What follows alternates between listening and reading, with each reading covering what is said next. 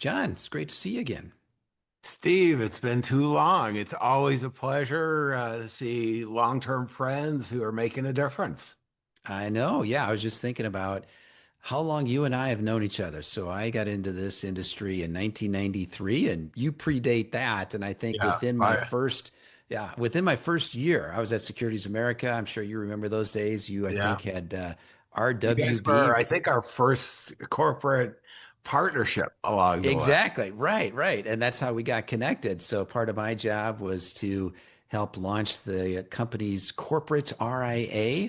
And I was running about trying to set up relationships with third-party money managers. And I think it was what RWB, Reinhardt Werba Bowen. Was that the company back in those That days? was, and matter of fact, I was just talking with Alex Pott, who was an intern at that time and ended up Yeah. being CEO of when we sold the firm. He stayed with it and went the whole route with Focus Financial, and so there's a lot of opportunity in this industry, Steve. I don't know if you've noticed that along the way. You can make a difference and do well by doing it. You absolutely can. Yeah. And I did a couple of adventure trips with Alex up in the mountains as part of Chip and Skip's excellent adventure. So got a chance We were to actually meet them. scheduling a hike together as well. Alex and his partner, Mike Clinton, who was our CFO at the time, and continued together with those guys. Yeah. Yeah. So it's fun to catch up with you and reminisce a little bit here. So I know you and Dan Sullivan have done a lot of work together over the years. You two have a new book coming out, and we're going to get to that here in a moment. But I want to ask you, like, what's on your mind? You work with thousands of financial advisors. You also work outside of the financial profession with all the work that you do as strategic coach in a bunch of different organizations. So you do a lot of different things here. So what are you thinking about? What are you excited about? What energizes you these days?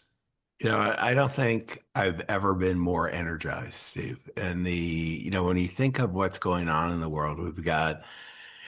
Oh, this is Cerulli. I own a research company, CG Insights, but I'm going to cite Cerulli here because they do more of the aggregated secondary research, and $124 trillion being transferred, about 18 trillion going to charity and the rest going to heirs. And that's a huge transfer between now and 2038. And for every advisor thinking about that, and then you think about, in our case, our research on advisors, there's a huge shortage of talented advisors, 100,000 over the next 5 years. I mean, it's that many. And, you think, and really the third thing is AI. You just think of November 2022 for most of the advisors listening to this. You can remember ChatGPT coming out and wondering whether that was going to be a big deal. Well, it is. And, not only there, but all AI and augmenting in the ability. What really gets me excited is that so much of the mundane part of being a financial advisor can be systematized. AI can empower that, the agentic stuff that's coming out now. And then the relationships with our research, we're seeing more and more, particularly among the high net worth, the desire to work with advisors and do a good job. But also, unfortunately, so many of the clients are thinking they're not getting the experience they want. So there's missed opportunities in our industry as well. So depending on where you are, defensively keeping your high net worth, ultra high net worth clients, and offensively, there's never been a better time to get clients. hmm Yeah, well, you gave me a number of things that I could go down there with you. One of them I want to bring up though that you said there, and a lot of people are throwing this number around, whether it's 70,000, 90,000, 100,000, that we've got this shortage of financial advisors. Mhm. I keep thinking that that's not going to be a problem. And the reason I think that is with AI, it seems like there's going to be something happening with AI, and we think it's going to increase everybody's capacity, whether it's the advisor's Right. capacity and the back office capacity. So it seems to me that technology is going to be able to provide a solution there, and that there'll be a lot of people who may not decide to use an advisor because the technology is reducing the friction and making it easier.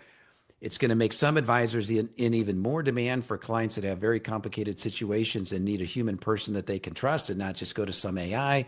So I think there'll be some benefit there. But I just don't think we're going to run into this problem with a shortage of financial advisors. I'm curious if you agree with those projections or what do you think? Well, yeah, no, actually, I'm doing parts of them in our research firm. And, if you look at, and one of the most recent surveys we did of top financial advisors, over the next 5 years, 43% are considering leaving the industry. And they control almost half the assets under management. And, they're not going to all leave and, but they're questioning whether they want to. So if you think, Steve, you and I are, I think, I don't know, you're younger than I am. I'm a baby boomer. I think I you're am right on too. that. Yeah.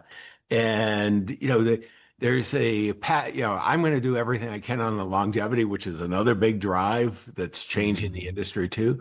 But what we're seeing is that there is going to be a shortage of advisors as people are either stepping away or changing the way they do business, where they want to bring in other advisors. We're doing a very bad job as an industry attracting top talent to come in, young people, second career, and so on. And so there's a very big shortage. And when we look at AI, and I survey high net worth and ultra high net worth, they still want a person that's coordinating this to be their, Mhm. we trademarked a long time ago, personal chief financial officer, personal CFO. They want somebody to be serving them. And one of the things that's interesting, if we did the segmentation and we think of mass affluent, most people in the way we think of it, it's $1 million or less of financial assets.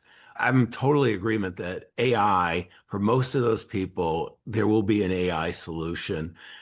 Some will still want to work with advisors, but there's going to be a huge fee compression in that space.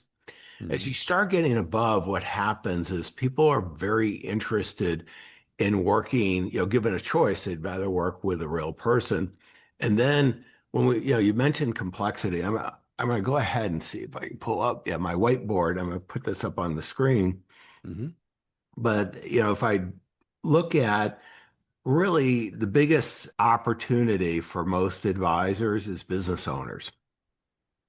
And if we think of the market where we go from 1 to 5 million of investable assets, and we go between 5 and 25 of investable assets, so financial assets, or 25 million and above, what we find is that roughly about 1/3 of households in the US have a business owner that in their of the in this category that have 1 million to 5 million of investable assets. When we get to 5 to 25, all of a sudden we shoot up to 75%. And when we get to 25 million or more, it's 90%. So the point that you made, Steve, that's so important is that really the biggest growth opportunities is with this challenge of complexity.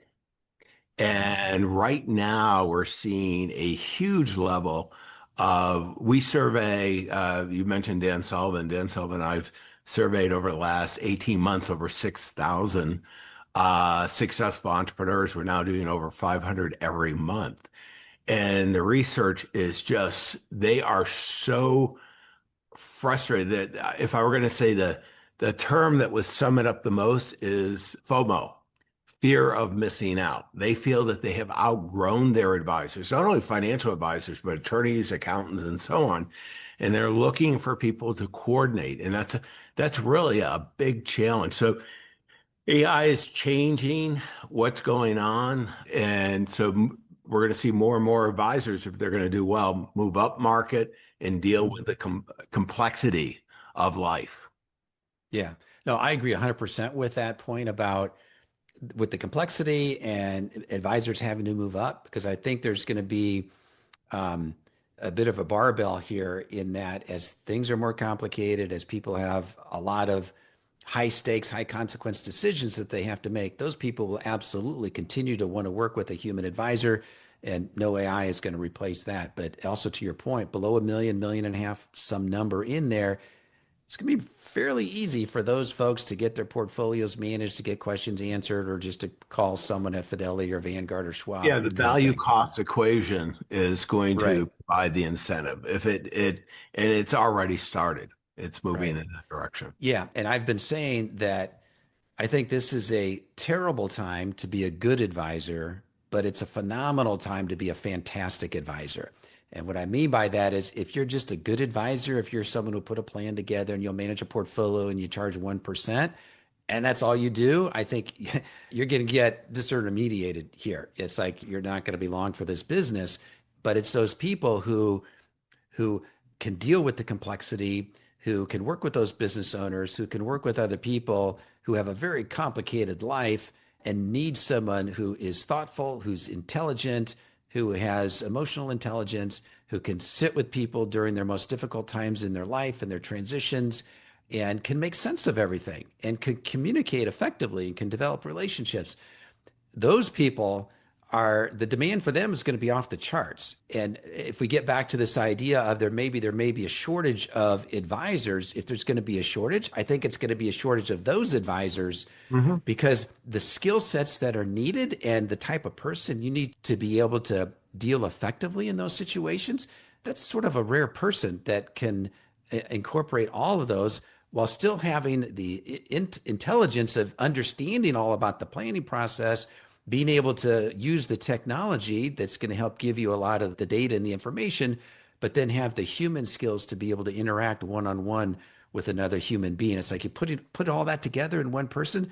There's not a lot of people that meet that. And also, it takes a lot of life experience, I think, to get to that point where you feel comfortable and confident in that. I don't know. What are your thoughts on that? Well, yeah, and what I'm seeing, Steve, is I think of there's four levels of advisors, and the first is the builder, and we write this up professionally. If I wasn't writing up professionally, I'd just call it the hustler. You're just out there, anything that I can get working, and that's The early Fogomir stage. test.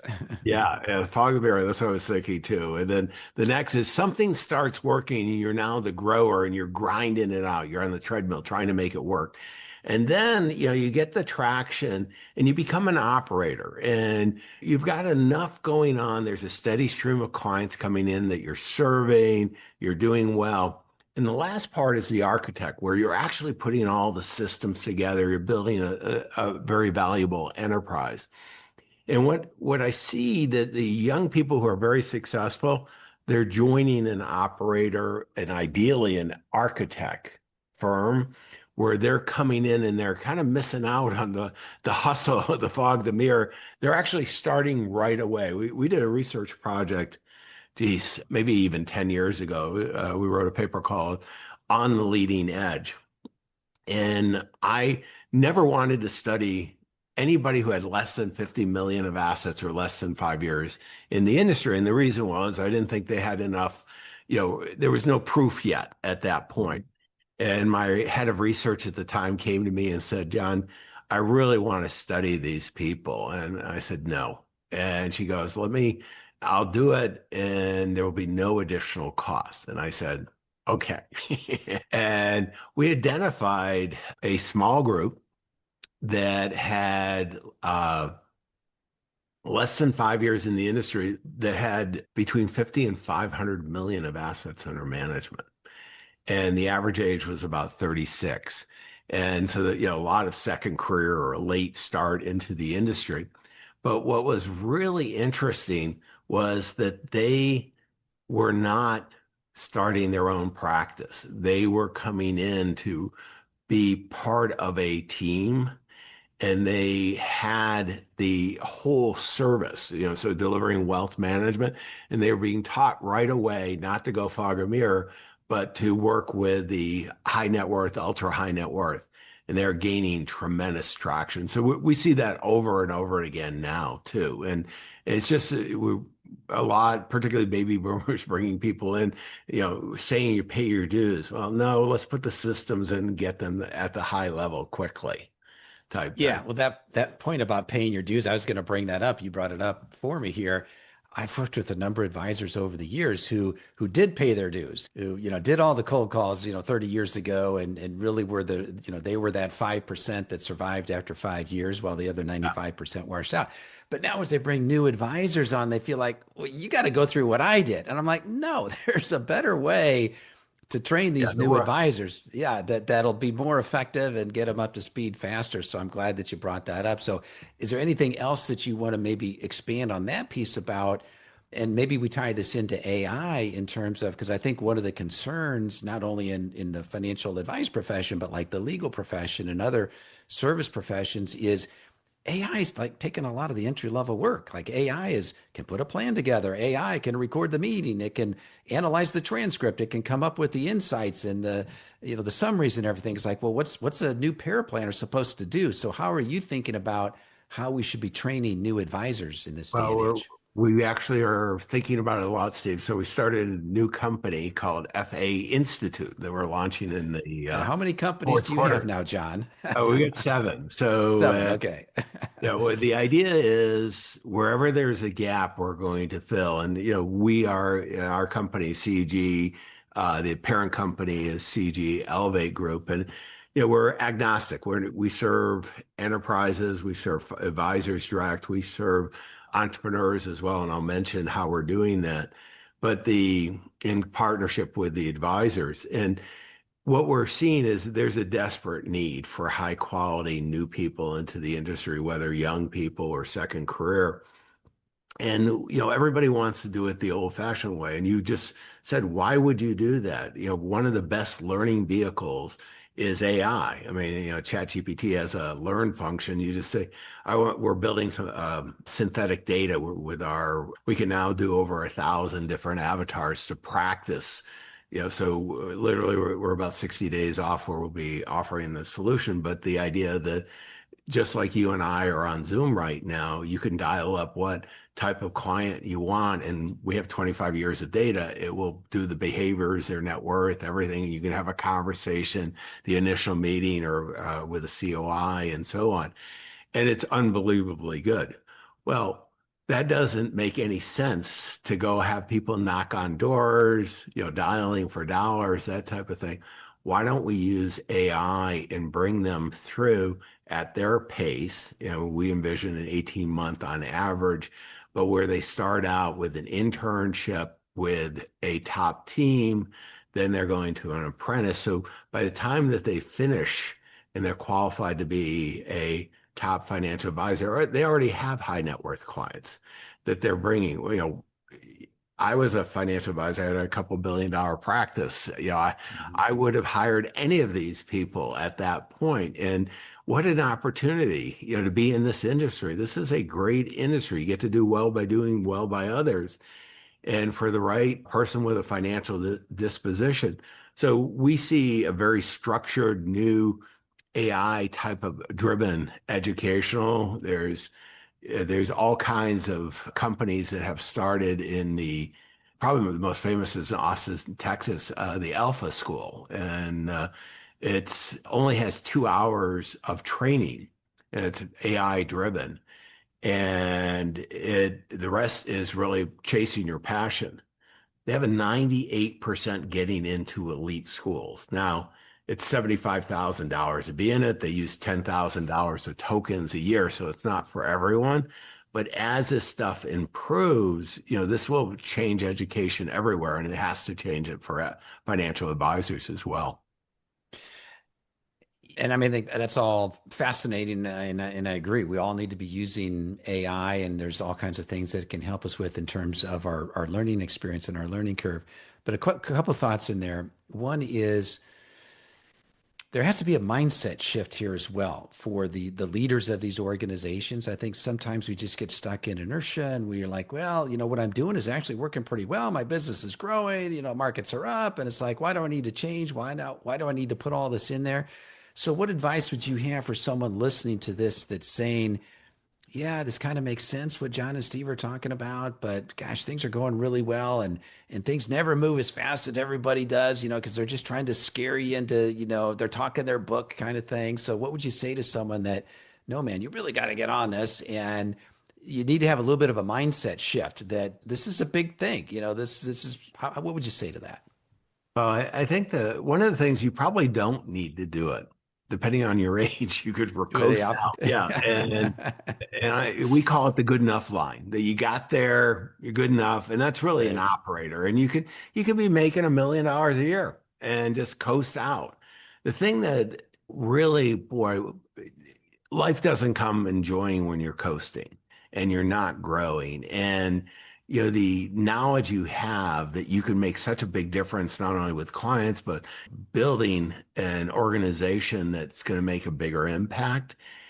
The challenge though, Steve, is when we start talking like that, everybody gets a vision. You got to work twice as hard to do it. And the part, and this is one of the big things we do here at CG is, how can we move from an operator to an architect to put the systems in place so you move from being kind of a personality driven, a founder driven entrepreneurial type to more of an enterprise. And one of the big things is the multiples just shoot up like crazy. I'm going to put this, let's see this one. Yeah, I got the screens right. Hmm. So, I mean, this is something that we write about in our research, but success becomes a trap. Okay. You're winning, you get burnout and it's misaligned. So if you're indispensable, the founder dependent, typically, and this is across all industries now, is 3 to 5 times. When you have a self-managing business, it's 10 to 15. Steve, I sold a $2 billion one in 1998 that we had for 16 times EBITDA. And the reason was that I wasn't needed and it continued to grow like crazy when I left. I would have liked it not to grow Maybe quite because you that left. fast. Yeah. But that's a great business that you have. And, this is the thing that I think we miss. What happens is most of us get a little burnout doing the same thing over and over again. And when you start reinventing yourself and start thinking the architect mindset and creating the systems, and you're going to create more value for whatever you want to achieve, you want to build a business like I'm 70. I love what I'm doing. I've designed the businesses that we have to not be dependent on me and at the same time to really have the lifestyle that I want to have. And that's, there's no reason for anyone in our industry not to, you may not have that on day one, but you should be certainly have that vivid vision to build toward and then put the systems in place to achieve it. Well, since we started off saying you and I have known each other for more than 30 years, so I want to go back to the John Bowen of 30 years ago, the early to mid 1990s, and the John A Bowen little more today. hair. Yeah, you had more hair back. I didn't have Yeah, silver. you had a little I call it darker hair. silver hair, not gray hair, right? The silver fox. What's changed about you? If you could sort of think about the trajectory of your career, because you've been enmeshed in all these things that we're talking about here. You've been enmeshed in this stuff for decades, but like what's changed about you over that time? I think the big thing that I learned along the way is take a step back. I was one of those guys. I was running seminars and workshops and, grinding the business and flying all over the place, doing this, doing that. And I think, it's easier to do now with AI, obviously, but to take a step back and be much more systematic. And, there's the thing that we were inventing an industry, Steve, you and I. There was not, nobody knew what a financial advisor was. And, I remember one survey very early on in both of our careers where, we were right at the used car salesman level, Yeah. on perceived behavior. And it became a profession and, delivering huge value. And now we've got the opportunity to deliver not the commodities. When I was initially, it was all about investments. And, if I could talk about mean cross covariance optimization and, this methodology and that, today that's all table stakes. Clients want real experience where they want somebody that's coordinating. And I was early on that, and that's one of the reasons why we were successful. I very quickly identified 5 things that clients want. Number one, they want help on the investments. And every survey over the last 20 years we've done, number one thing is investments. So it's great for our business. Second is mitigating taxes. Third is going ahead and taking care of the heirs, the estate planning. Fourth is protecting the assets from being unjustly taken, litigation, divorce. And the last one is charitable giving. And if we shoot in the business owners in there, depending on where they are in their business cycles, succession, exit. So that's what every affluent person wants. And the thing that's terrible, most recent study, I just looked at one we just did, 6% of high net worth and ultra high net worth clients think they're receiving that today. Now, if I met their when I surveyed the advisors, 84% say they're doing Think it. they're delivering it. Yeah. So it doesn't count if you think you're delivering it if the client Right. doesn't perceive. Perception is reality. Yeah. Yeah. And, when we go back to the complex clients, the business owners, most recent study of 3,108, 59.2%. Okay, let me say that again. 59.2% say they want to switch advisors in the next 2 years. 59.2%. So, as you and I are talking about, I always think of it, you want to be on the right side of complexity. When you first get in the industry, you think everything's simple, and then you get going and you find it's really complex, particularly all dealing with all these key concerns that clients want. And then as you put systems together, it becomes simple. That's what they want. They want someone to coordinate. They don't expect you to have all the answers, but they want you to work with a team. And we wrote books a little over 10 years ago on virtual family office. It's really the framing that we talk about, a VFO, where they're not enough net worth. I don't have enough net worth to be, have a multi-million-dollar payroll for my single family office, but I can create a virtual family office with today's technology. And I have a private foundation, I have multiple companies, all that stuff. I've got some complexity. Well, I would be a very good client for most advisors. Okay. Well, there's a lot of those clients are being poorly served, and they've grown and they're still playing golf with the advisor that they started with, but they're open to switching if you have a compelling value promise that you can bring. Yeah. Yeah. And I think AI obviously is going to help in that area. So AI has the ability to pull all those things together, put all those different pieces together. And then we know a lot of the large RIA firms today are creating data lakes and data warehouses, and they're making sure that they own the data, they control the data, and they can pull all that stuff together pretty easily. So I think AI is going to help people organize, or help advisory firms organize all that so that they can pull it all together and give one view and advise on all of it. And yeah, so, and I think this idea of complexity, it's like trying to simplify the complexity. People will pay a lot if you can help me understand this complexity, if you can simplify it for me. And then I also think if you combine that with the humanity piece, and I've been saying for a while, I mean, you and I are old enough to remember John Nesbitt, who came out with his book Megatrends, I think probably in the early 80s. One of his most famous megatrends was high tech, high touch. And it's like, that's more important today than ever. And I think we have to go down deep on both of those routes, the tech and the touch piece. And I think that really fits financial advisors to a T these days.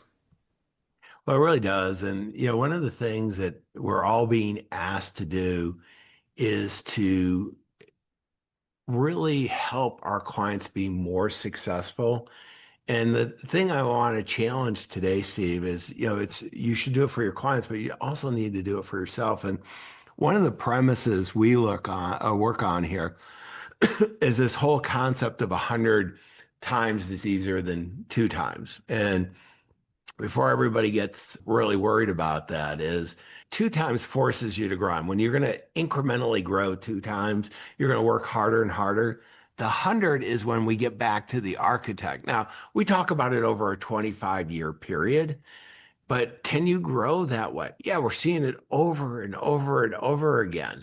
And this is where the opportunity is. And you may not want to grow, to that size. Whatever you want to build your practice to. I mean, before we turn on the camera, we're talking about, fun things that you and I both do, and making sure that we can schedule that. I'm going on a retreat next week. I'm racing cars a few times a year, those type of things, going skiing, mountain biking, hiking, as you're sailing. And this is where you can build your business. I mean, this is a great thing. We get to build a business around that. But what we want to do is recognize our clients want that too. And how can we bring more value to them, helping, particularly if we're going to deal with the moving up higher net worth. If you're going to work with, 25 million above, 90% are business owners.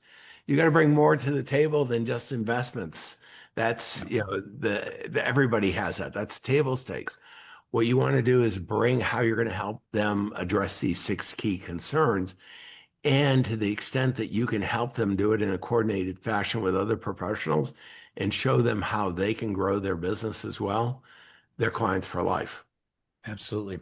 So I think that's a good segue into this new book that you have with Dan Sullivan. It's called The Greater Game. And there were a couple of numbers that stood out in that book. One of them was 5.4%, and the other one was 94.6. So 94.6%, I did the search, showed up 91 times in the book.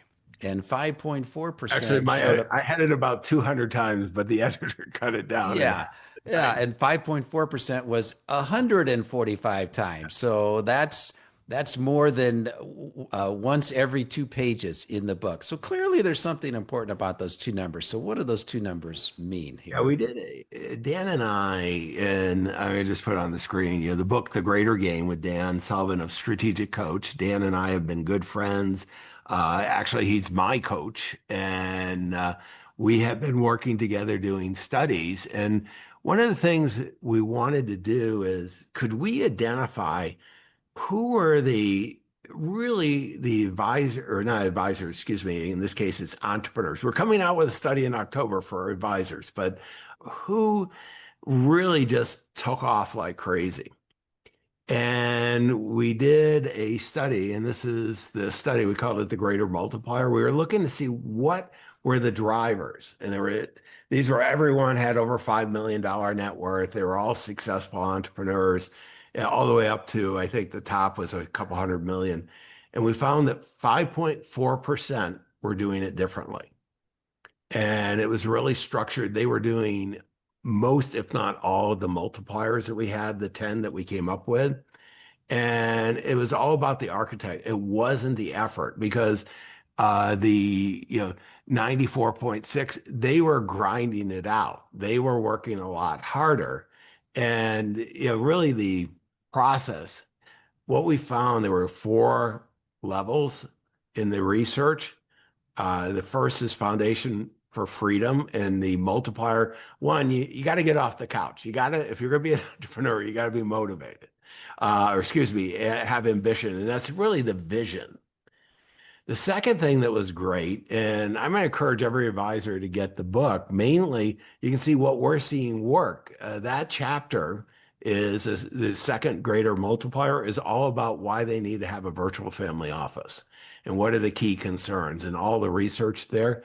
And this is one of the things that they need you because what happens is once they get their financial house in order, their personal side, they have, I use the term cash confidence, their confidence to go to the next level. They have the freedom.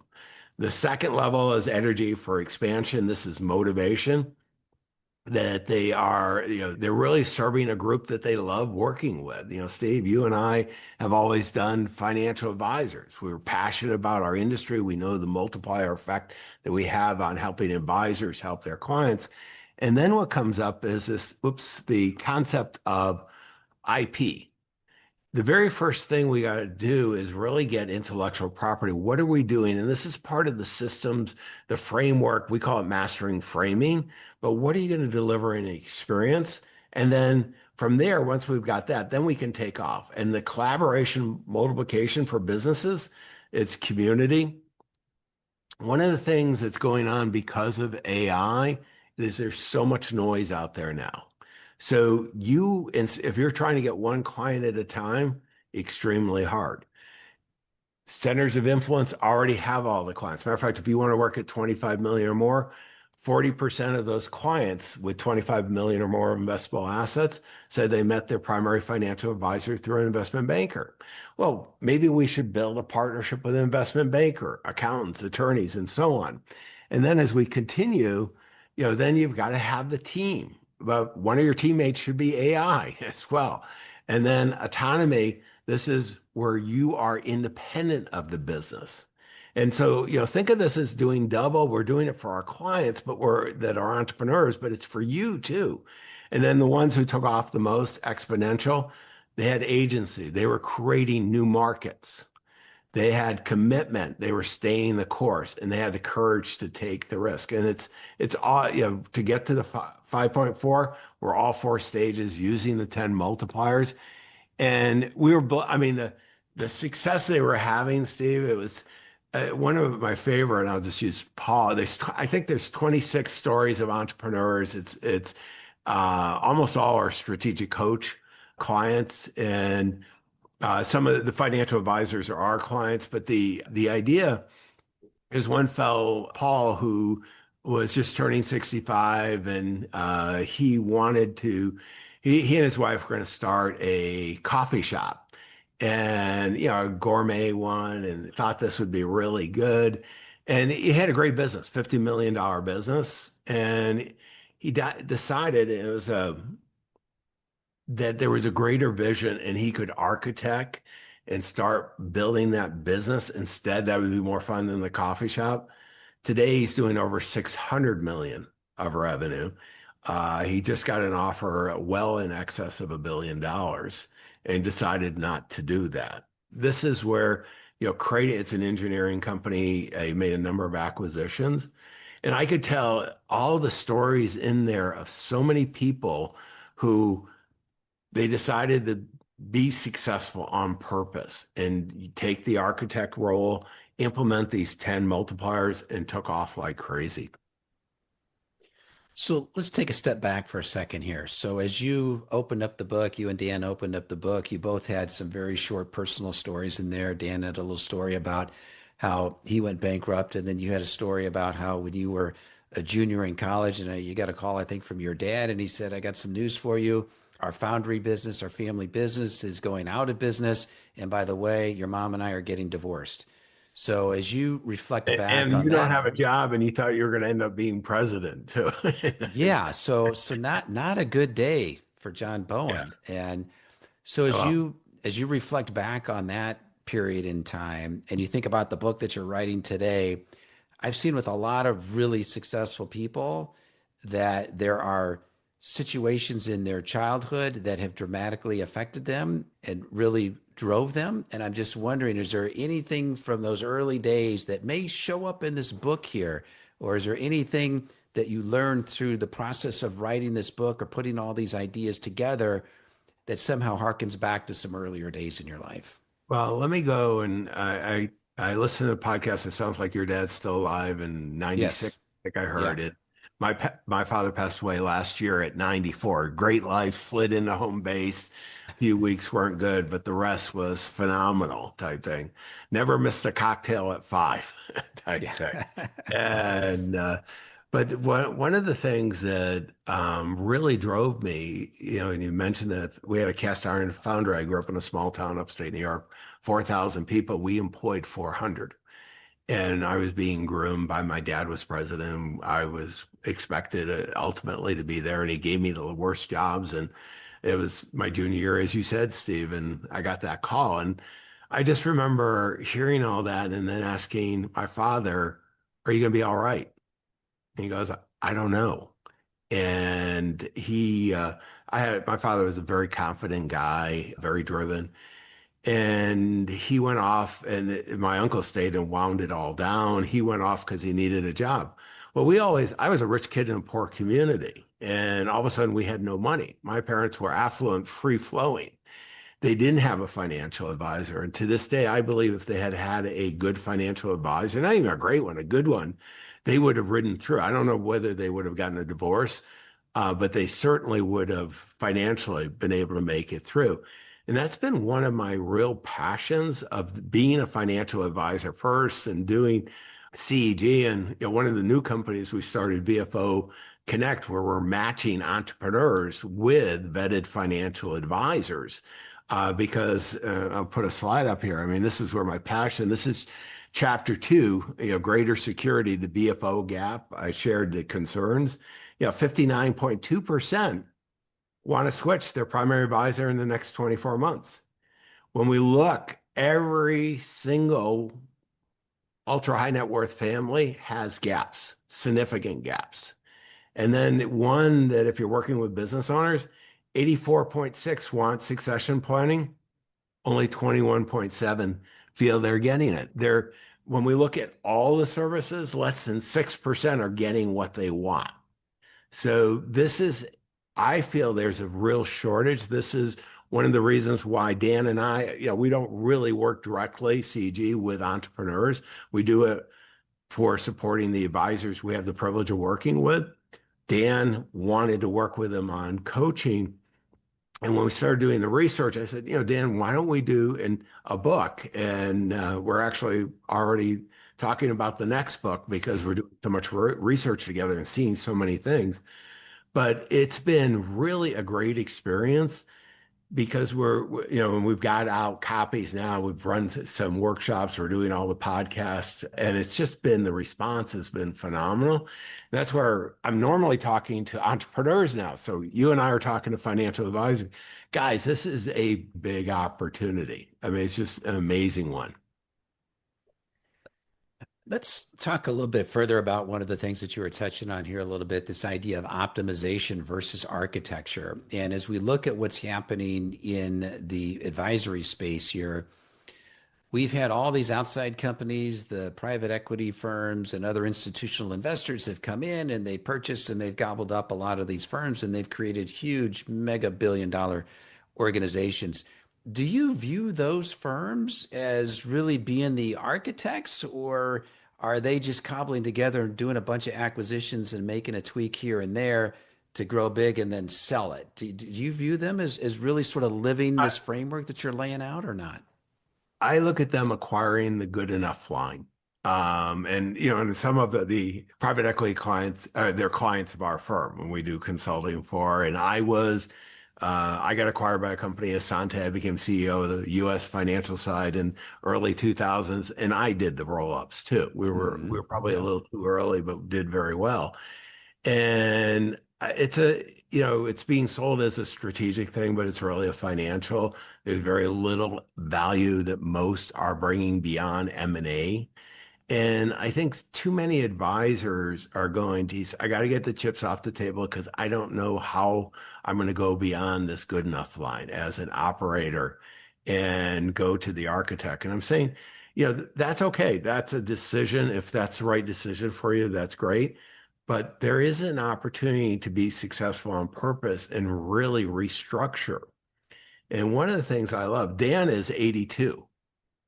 And he's Sullivan. going to live to what, 135 He or wrote a 40? book What was many the years number? ago, 156. 156. And Okay. yeah, and we'll have a drink together. And he goes, I may be wrong, but It I'm may going to be have, 200. yeah, I would have a really good time doing it type thing. And what you're finding is that more and more people are living longer. And, Steve, I'm sure and I know a lot of people who have retired. I mean, I'm in Silicon Valley, I'm in the South End, and we're kind of in a private enclave of very wealthy people. And most of them are unhappy that they retired and they're trying to figure out what to do. After playing golf 4 days a week, that's not enough. And this is where designing your business to support you is a great idea. This is also if you can help the business owners do this, they're going to love you to death type thing. And really what you're doing is you're creating more value for them. We go back to this multiplier effect, and that really in the Greater Game book, one of the things that happened, Steve, is I was writing this book. Dan and I worked on the framing. I was a primary writer, and we work very closely. And the I really implemented everything in CG. And last year we grew by 58%. This year we're going to grow by more than that. Okay. And I'm having more fun, and I actually feel like I'm not working as hard too, which is, because I'm moving to 70% of my time as architect now. And so this is where you can help entrepreneurs, but you can do it too. And it's very compelling. And that's one of the reasons we're getting such a great response on the book. And we also have, and I'll just let me pull it up here real quick. In the book, I don't know, Steve, if you had a chance to look at the dashboard. Let me pull it up. This is the dashboard. If you go in, there's an assessment. You can go ahead and there's the 10 multipliers and go through and score yourself. I've gone ahead and already filled out one just to do the demo. Hmm. And you sign in. And what it is you're going to go in and you're going to have access to your data and comparing it against all these entrepreneurs. And these are the four stages, these are the multipliers. And this is just a demo part, but you can see, and it also will show your financial preparedness, where you are, score you, any changes as you come in more times. What are the three things this person that was doing it should be working on? And then we offer our VFO second opinion. You can see how we're doing that. The same with strategic coach. But then it's where do we think you are in the multiplier now? And then the peer benchmarks, this is against all of them, where you are, where your peers are. In this case, it was someone between 5 and 10 million, where you are relative to the top 5.4%. And we're going to keep on building on this. There will be, it's in beta now, and it's the greater game dashboard.com. So you're welcome to get a preview, but there will be an option to get what we're calling the entrepreneurial pulse. So every month we're doing the research, we're putting together a really sophisticated HTML newsletter with the highlights of that data, which our corporate clients pay hundreds of thousands of dollars for. You're going to get, a good taste of what the entrepreneurs are telling us every month.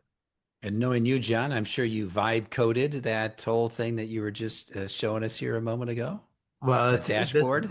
yeah, this is one of the things that's going on. I wanted to do a really good job. Dan's a great partner. And so we looked at dashboard companies and I picked, did the deep research, came up with the number one. We're meeting with them. They were giving us a great deal, but it was $50,000 a year for what they were doing. Mhm. And my tech team took me aside after our meeting and said, do you know what you want? I said, we had already produced and showed the companies. They said, give us 2 days. 2 days later, with the meeting with our research firm, what you just saw was what they built, only for about $3,000 type Yep. thing. So this is the ability, and this is where and it's built. We use Lovable or React, or I mean, there's and Claude Code. There's so many different tools out there, and this is if you can imagine it, you can create it with AI. And this is where having what I love is we have a combination of all the data.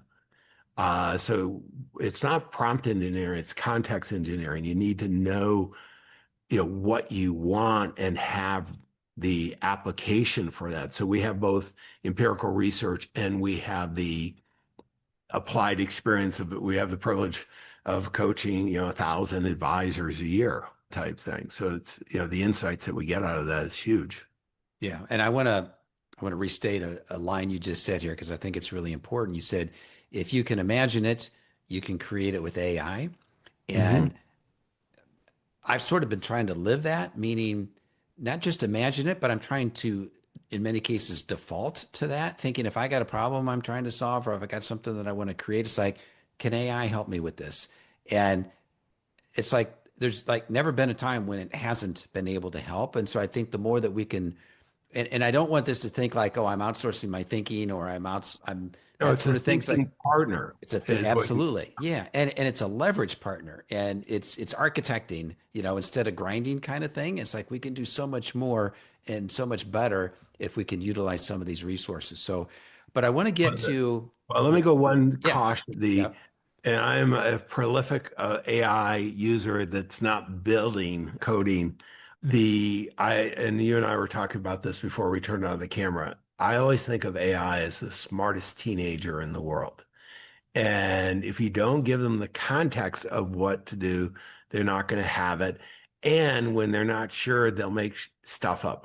Right. I don't know what your rating is on your Yeah, podcast. it's okay. Whatever you want to Making say. stuff up. Yeah, And so the idea here is I always go back to Reagan, trust and verify. right. This is where you're going to be so valuable. And clients for the foreseeable future, they are going to want somebody to use AI. And I can tell you, I can give you the research. I don't know the statistics off the top, but the higher net worth, they want you to have AI as a teammate, but they want to work directly with you, but they want you to augment and be more effective because they see the value too. And this is something, but again, trust but verify.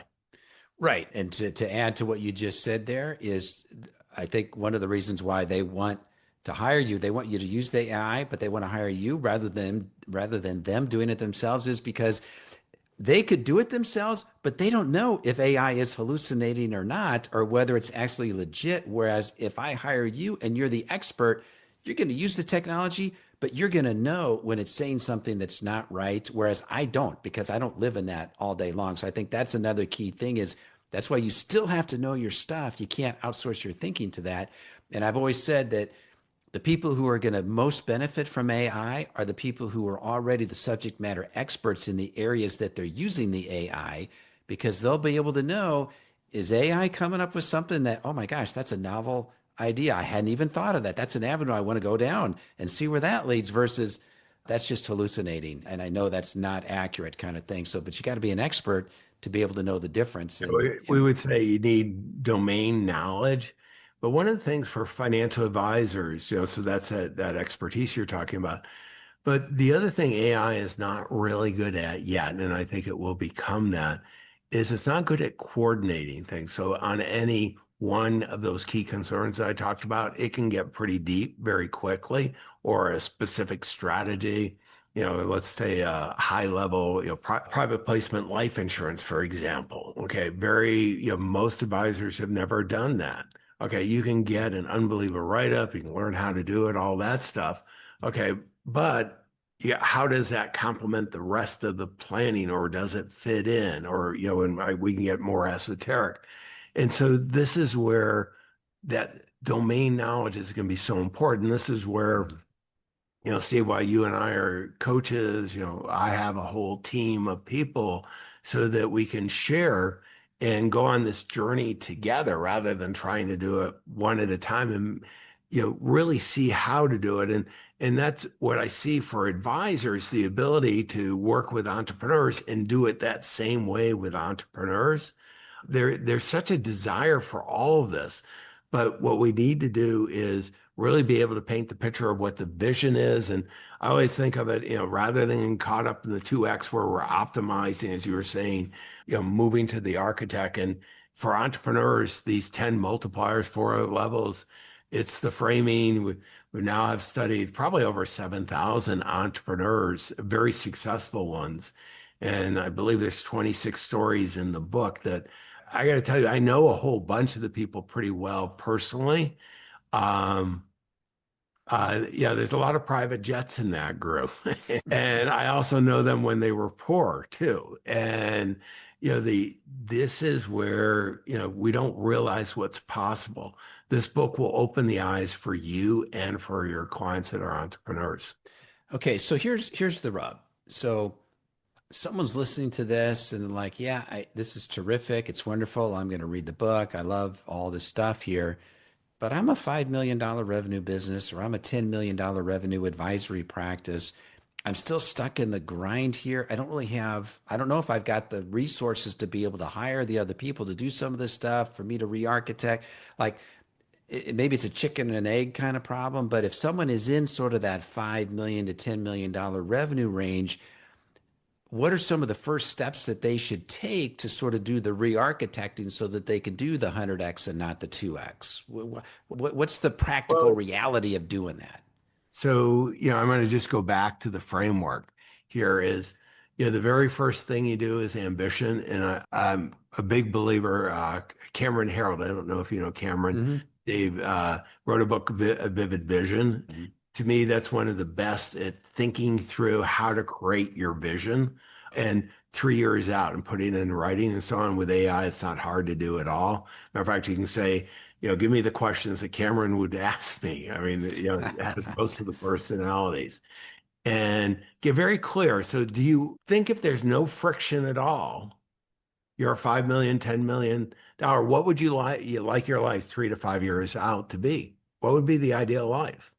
And then, we're going to take a look at, and, hopefully if you're an advisor, you've done a really good job on the security. You're managing your own self. You're creating your own virtual family office, and you've got the other professionals, got a great professional team. So you've got that foundation. Move up. If you're thinking that way, you've got the motivation. Probably you don't have the IP. You've not done that yet. You don't have, too many things are one off. You can't expand with other advisors. If you do, you're not doing it in a systematic way. We want to get the IP really clear. The biggest thing is client experience, all the way from where they become aware of you to become client, becoming prospective high net worth, ultra high net worth, whatever market, all the way through.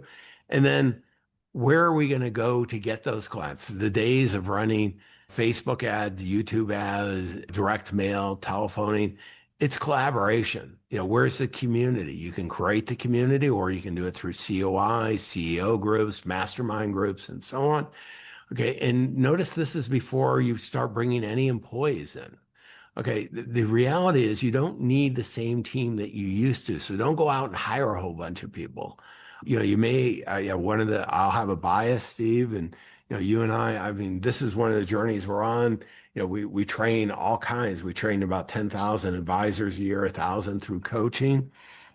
So this is what we do. And then, the autonomy, what level do you want to have your involvement? I want to have the ability to step away at any time.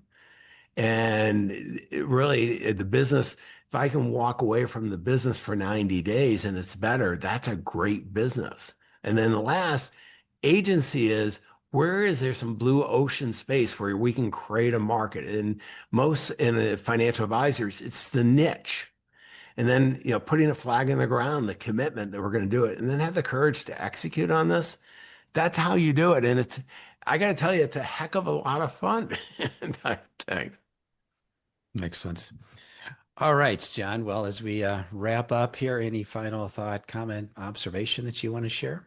Sure. I'm going to just put up on the screen, a QR code.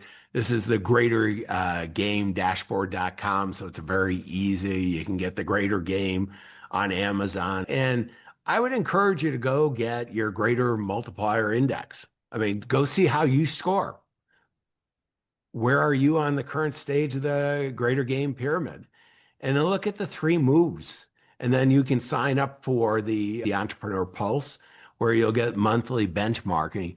And one of the things is, Steve, you and I are big believers in this. Don't try to do it alone. Find somebody that you trust, you have confidence, whether it's a coach or a consultant, and really have a conversation. Because I started CG because I was an advisor. I always felt like I was in an entrepreneurial fog, and it was awful hard to do that. And now I feel like a kid in a candy store. I've got all the research, both the empirical and the applied experience. We know exactly what works now. It's, and not only that, but we have every script, every tool, and so on. So find somebody that you want to work with, that you can make a big difference. And boy, Steve, one of the smartest things you and I did was get into this industry. And I want to encourage everybody to not stop growing. Think, am I at that good enough line that I'm kind of content, but I'm frustrated? That's usually where the deals are done. And now let's create a new vision and create tremendous value for others and do well by doing well. Excellent. All right, John. Great way to wrap up the conversation today. As always, it's great to connect with you, and I look forward to our next chance to catch up. I do as well. Thank you, Steve.